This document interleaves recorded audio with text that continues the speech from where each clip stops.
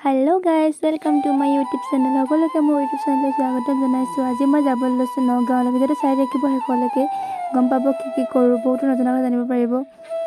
এতিয়া আমি বুঢ়িয়া থানত সেৱা কৰি মৃত্যুঞ্জয় মন্দিৰত সেৱা কৰি এতিয়া আমি বৰদোৱালৈ বুলি ওলাইছোঁ।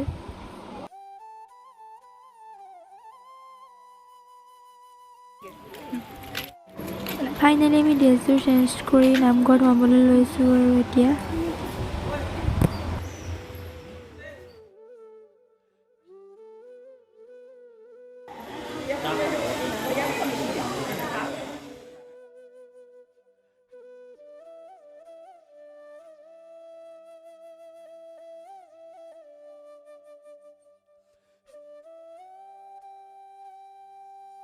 অক্ষয় মন্দিৰ 560 বছৰ নিৰ্মিত।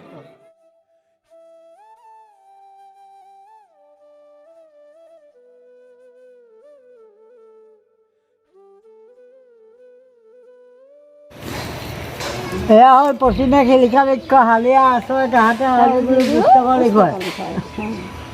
যেতিয়া কাগজ নাছিল, গুৰুজনে কাঠি গছৰ ছাল কাটি কাগজ বনাই তাত হাঁহ হেঙুল পলিচ কৰি শিলিখা ৰস, কেৰা ৰস, গোমূত্ৰ এই তিনিটাই তৈয়াৰ কৰি এই শিলতে বহি শাস্ত্ৰ লিখিলে।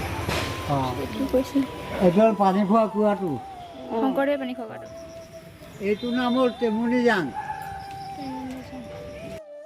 এয়া হ'ল একাকীৰংগা।